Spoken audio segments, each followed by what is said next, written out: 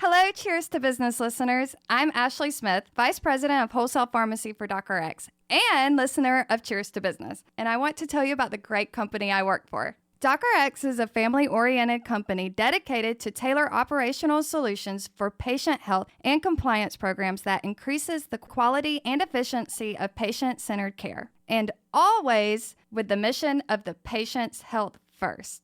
With over 10 years of experience helping doctors and their patients with diagnostic tests, patient monitoring, medical supplies, compliance, wholesale pharmacy, physician dispensing, billing, and much more. DocRx is your patient and health compliance solution, both under one roof. To find out how DocRx can help you, your hospital, pharmacy, physician's offices, and any PPE you need for your businesses, please visit us at docrx.com. That's docrx.com, docrx.com.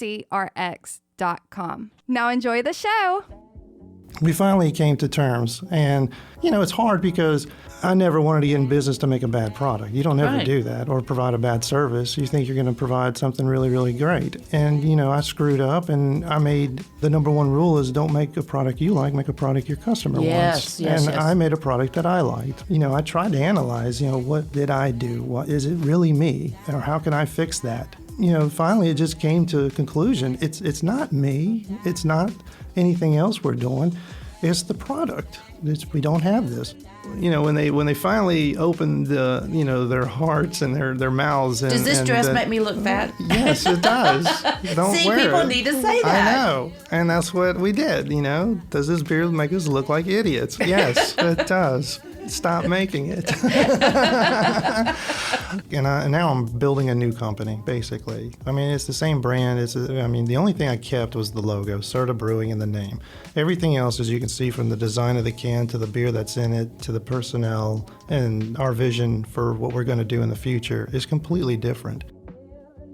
Hey everybody, welcome to the show. Today we're going to be talking about beer and business. Imagine this, you open up a company, you open up a brewery, then all of a sudden there's breweries popping up everywhere. Then your sales start dropping. Then there's a growing lack of confidence in your product. Then you lose your brewmaster. Then the COVID pandemic hits and you're shut down. You had halted your beer distribution in retail stores. Then your tap room can only have limited capacity. And all the brewing operations are at a standstill. Man, that sucks. Well, today we have John Serda back in the studio. He has Serda Brewing, and he's going to tell us about rebuilding and rebranding during an emotional and economic hurricane. Let's find out why he's doing this, how the changes are going, and when is it time for a business to take a real hard look at their operation, the marketing, the services, and products versus just giving in and throwing in the towel. Hey, I'm Karen. I'm a former CPA, entrepreneur, business consultant with big ideas. Welcome to Cheers to Business. John Serda, thank you for coming back on the show. Thanks for having me. I appreciate it. So Johnny sent me this AL.com article on you, and that's why we wanted to have you on the show. And the article is called, For Mobile Brewmaker 2020 Upheavals Made Rebirth a Complex Brew. So have you had any kind of feedback from this article? Absolutely. Yeah, it's been good to see, what people thought about it. What's their thought? What's the most consensus? People are honest now. They say, you're right, your beer did suck.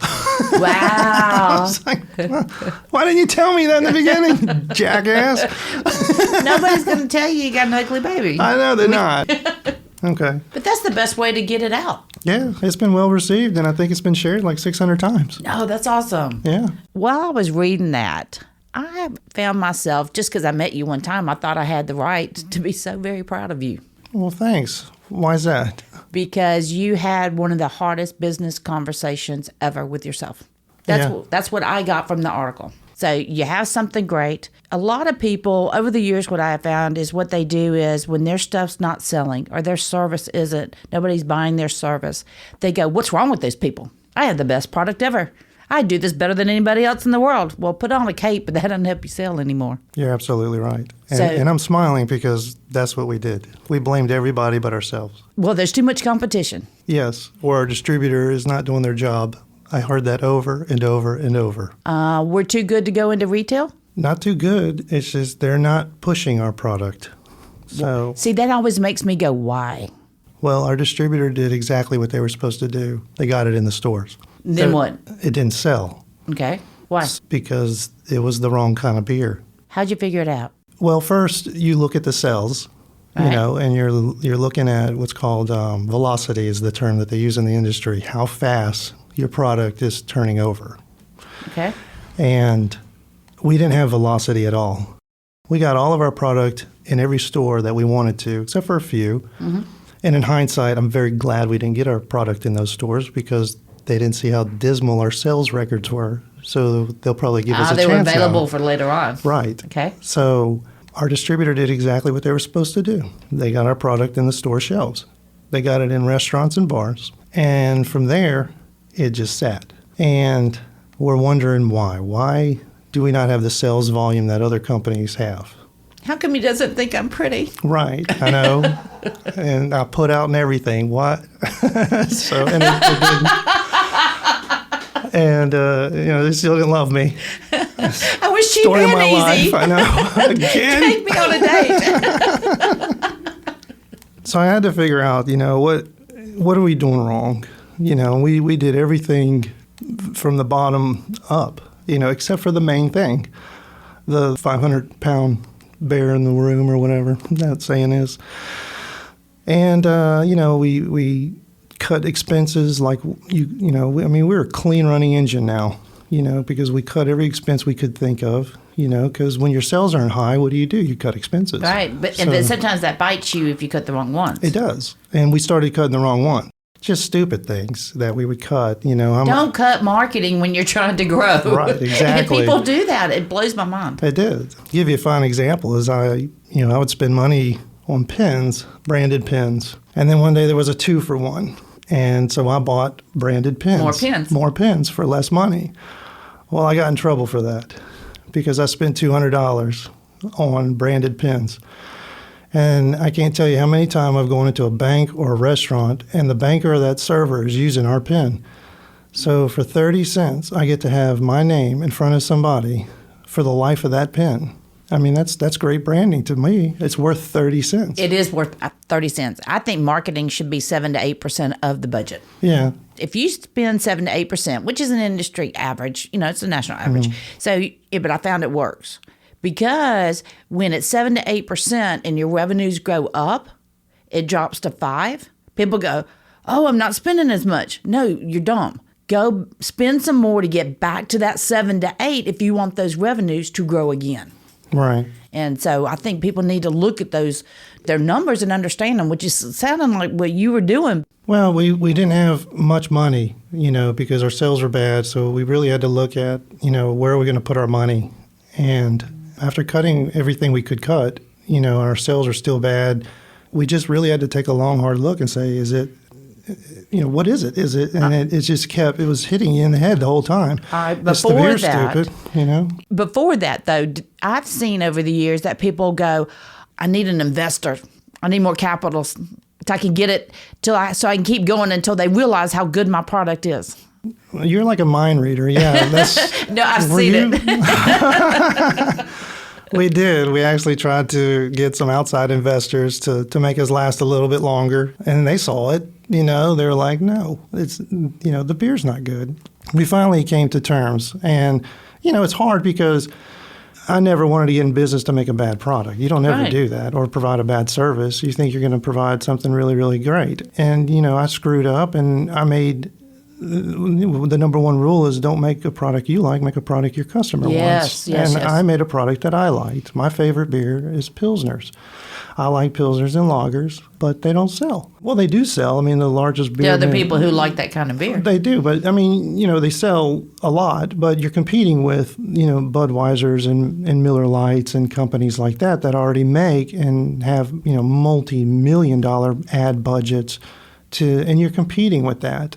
You're asking people to buy into something new, whereas that's normal. To me, that's a harder jump to get people with all the different varieties, so many different types of something. People, I think, by human nature, are going to go to what they're familiar with. So you got to want, in my mind, you have to want somebody to buy in to trying this new kind of product instead of something that they already trust. Am I off base? No, I'm just listening to you because, I want to learn from what you're saying. Hey, I'm just a little dumb girl from Mobile, Alabama. Yeah. So, No, but I mean, what we found is that we were kind of in this purgatory because we made beers, that weren't crafty enough for craft beer drinkers, but they were too crafty for commercial beer drinkers. So like a Miller Lite drinker wouldn't drink our beer because they were just a little bit too strong. They would go back to the Miller Lite. But a craft beer drinker wouldn't drink our beer because it's like Miller Lite to them. So we were like in the middle of this spectrum of where we, in the beer market. So we decided, one, we were having some consistency issues with the beer too, which when I learned the restaurant business, you got to make the same hamburger over and over, whether it tastes like, crap or not. It's got to be the same hamburger over and over and over. And our beers were different every time we made them. Even though they were the same name and same brand and same type, it was different flavor. And you can't have inconsistency in that. So we had that kind of an issue as well. Can I ask you something? Yeah. When did the fighting start? It always does. That's a good question. I have such a bad memory when it comes to time.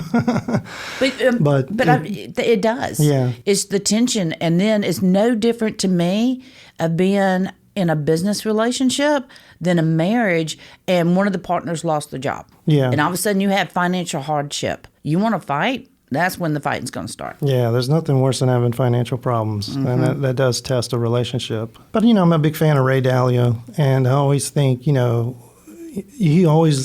got a book called Principles and how he lives his life. He tries to be as honest as possible with the people around him and the people that, and himself. Ray Dalio? Yeah. Spell that last name. Dalia. He's a billionaire hedge fund manager. I'm going to go look him up. Yeah, he's a very fascinating guy.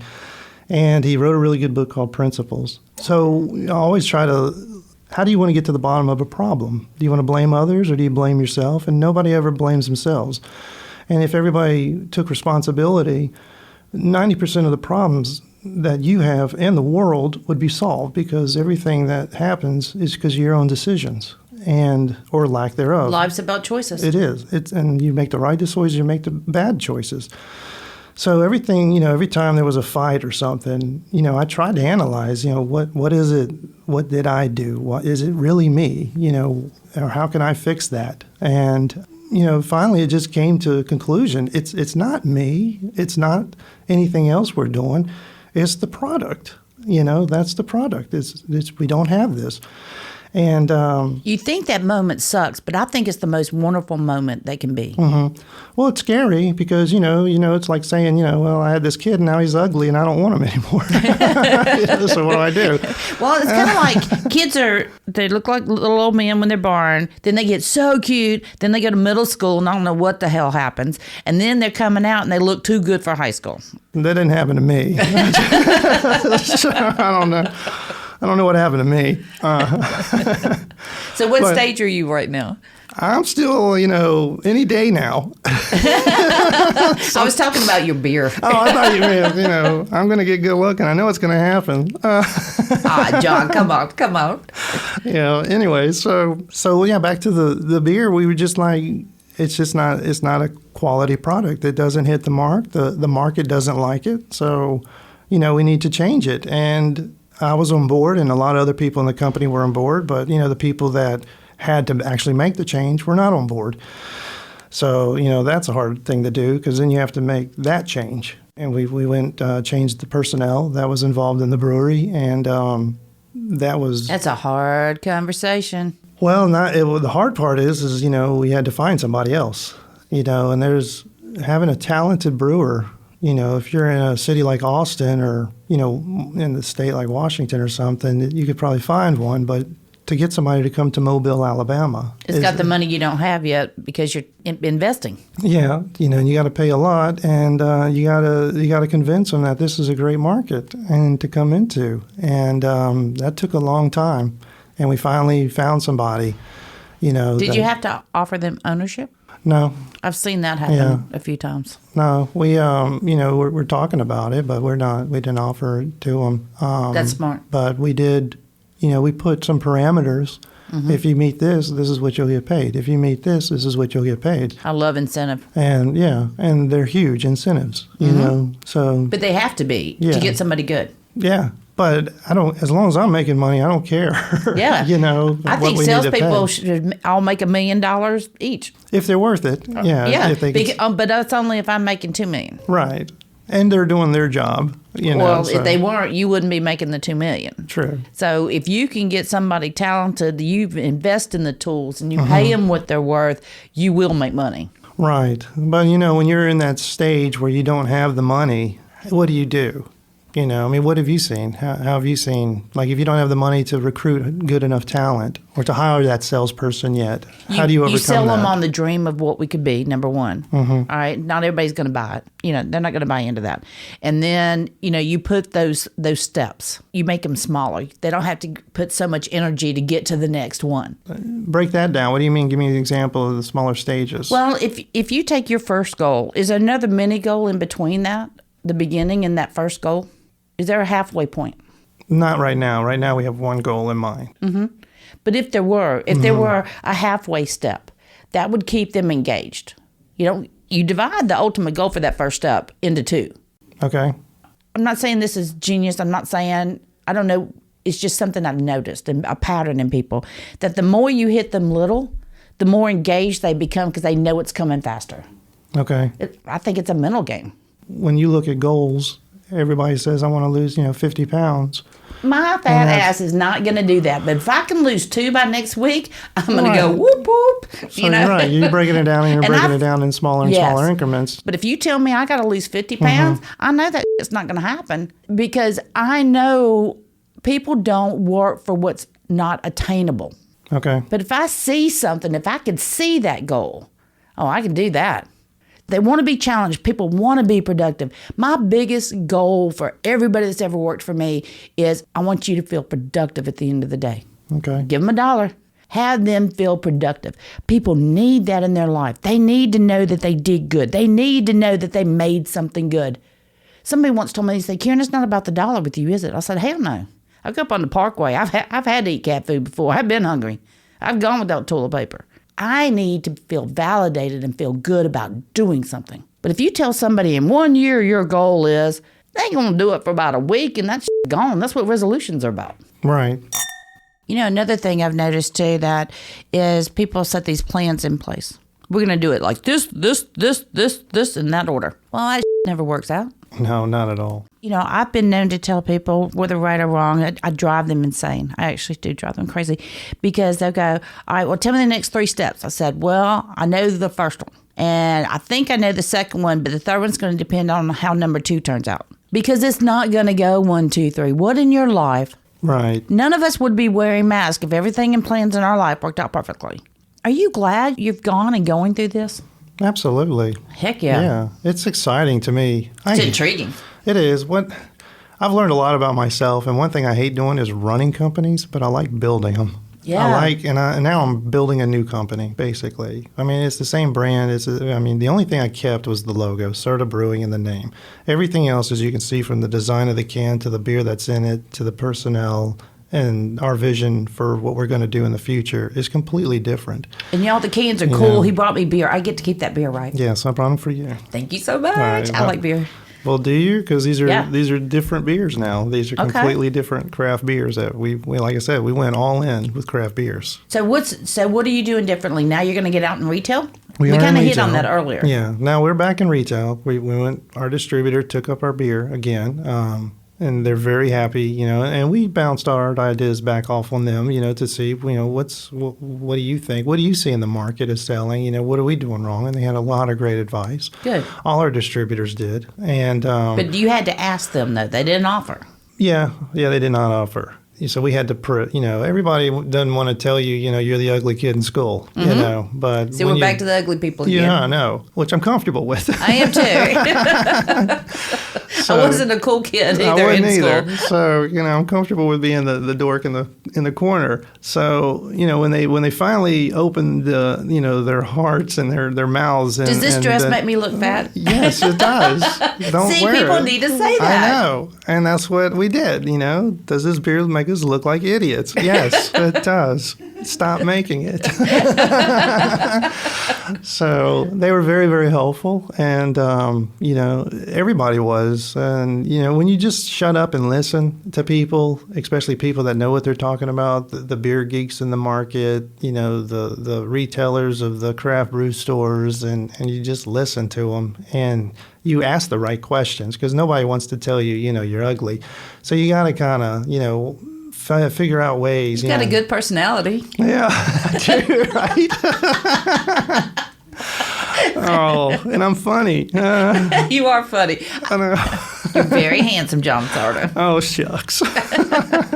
So I can't wait to try this beer. My husband's a big beer drinker, too. So Okay. So, yeah, we came out and we looked at the market and we saw, not what I like, but what's selling. And there are certain styles of beer that are selling the highest, hazy IPAs, sours, fruited beers, fruited lagers. So that's the direction we went. And now how do we make these? And these beers are completely different than what we made. And there's a lot of different nuances in each beer that makes them the way they are. From your water to the proteins you put in them. I mean, just all sorts of crazy things that you don't, unless you're keeping up with the market and every day, because this industry actually literally changes by the week almost. You really got to know what you're doing. I mean, to give you an example, when we first started, we bought a bottling line. And a year later, we sold that bottling line because everything went to cans. So all the beer market's going to cans. And so, we had to make that change. Just all, brewing methods are changing and ingredients are changing. Who'd have thought you put blueberry cereal in a beer? Really? Yeah. I was going to ask you the weirdest thing that's ever gone into a beer that you've seen. Probably the blueberry cereal or pickle juice. We made a pickle juice sour, which I thought... That actually sounds good. Well, see, I'm on the different spectrum because I love pickles. Yeah. But I can't imagine drinking pickle juice in a beer. And I was wrong. Because we couldn't keep it in the tap room. Everybody bought it. They love this pickle juice beer. So I like a little dill. Do you? All right, this is getting dirty. I like this. See? Yeah. No, you took it dirty. I did. You took it over there. You took it over there. I was thinking about the little spice in the thing. Oh, I see what you're saying. Okay. I'm thinking the shape. You're thinking the flavor. Or if you can combine them, you got a win-win. Right. You need to come to our Dirty Bingo Wednesday night. I love dirty anything. Do you? Yeah. It's just fun. We teamed up with the G-Spot. And, No way. Yeah, we did. So they're going to be our sponsor. And we're playing bingo. And when you win a bingo, you come up to the bar, and there are going to be 6 gifts, but you don't know what they are. And you pick one. And it could be anything from a dildo to a pair of socks from Walmart. Oh, my God, I'm so in. That is so awesome. I know. All right, but you are more into marketing. So we had this internal argument whether or not we should call it Dirty Bingo or Butt Plugs and Bingo. So... Of course, we went the safe direction, but I don't like going safe. So I think I should have named it Butt Plugs and Bingo. But I think that would have been a totally different game. Anyway, so we did go off on a Dirty tangent. Butts Bingo. That's a whole nother game. That is a whole other game. Okay, we got to get back to this. Yes. All right, so your tap room's at 50% capacity, and I have a confession. What's a tap room? It's just a bar. It's a fancy term for a bar for a brewery. See, I've been to your place. I've gone in and gotten beer at your place. Okay. So we just has a bar in it. Room. Yeah, we call it a tap room. Okay. It's our space to be able to showcase the beers that we want and to be able to sell our beers out of our tap room, our bar. I like how you can see everything, too. Yeah. You've done something, I think, even before and now, that you hold events to get people into your tap room. Yeah, we started back after, the shutdown, and, we're still at 50% capacity. We're still very mindful about, the virus, of course, and keeping distance and everything. But we do yoga and we do trivia. Like I said, we're doing the Dirty Bingo. We do a huge outdoor market now, the last Sunday of every month. One of our bartenders, Aaron, has spearheaded that, and it's getting bigger and bigger and bigger.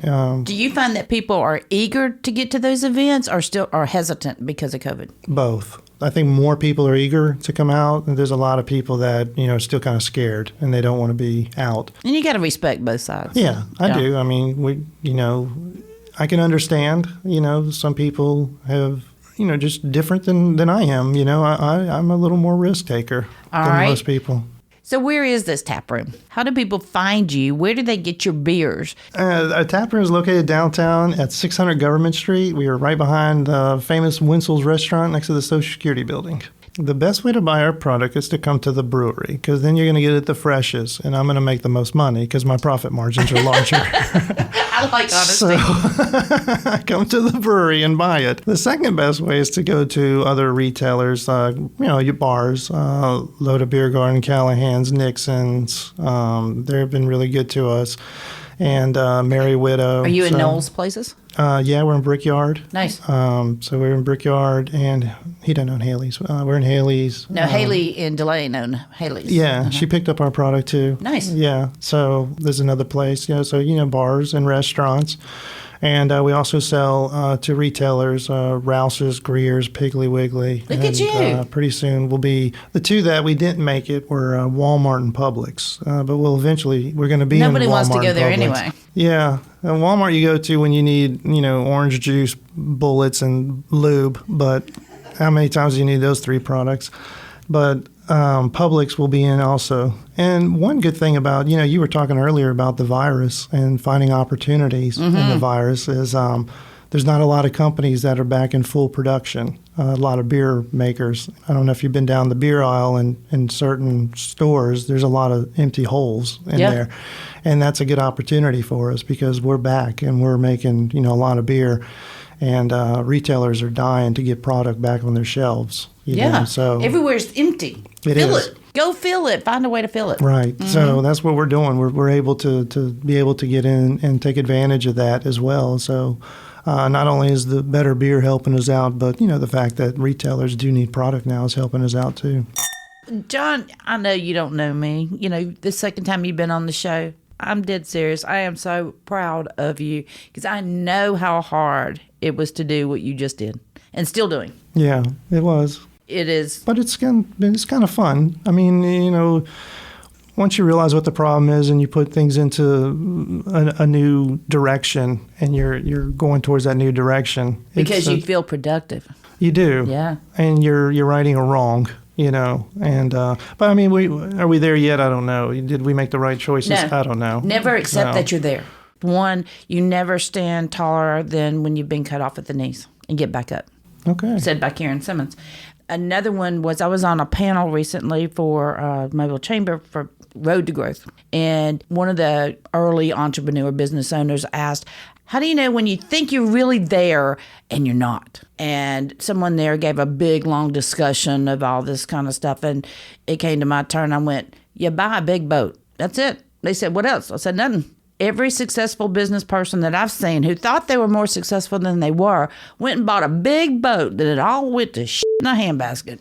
Every single time. So never think you're there. Okay. Keep finding ways. Keep looking for another opportunity. Look for another shelf space. Look for the next talent. Maybe you want to open up a second one. I think people's worst things are limiting themselves by their own blinders of, I'm going to go this way.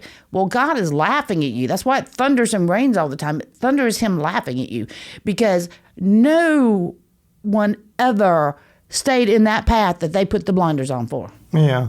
Somebody's going to hit you from the left side. Yeah. And so never think you're there. Keep going because you've got such a great thing. And I will be seeing you soon in your place. You need to come. If anything, for the butt plugs. or your chance to win a butt plug. I can't. You're about to my husband's ears. I don't know what to say. It's just a game. All right. On this show, we always do a cheers. And I think mine today is, and I ask you for one, but mine today is cheers for recognizing your business for what it was and then looking to see what it can be. That is huge. Okay. Mine's a little more simpler. I think I just want to cheers to the ability to have opportunities because I like having opportunities. I like the fight. I think it's fun. The game is fun. It is. As long as you don't take it too seriously.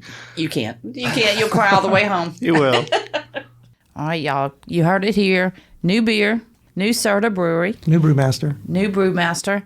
Go try it out. So go out to your local grocery stores, your Piggly Wiggly, or come on down to the tap room off of Government Street. And you can check out the website at serdabrewing.com, and we're all on Facebook, Instagram, and Twitter.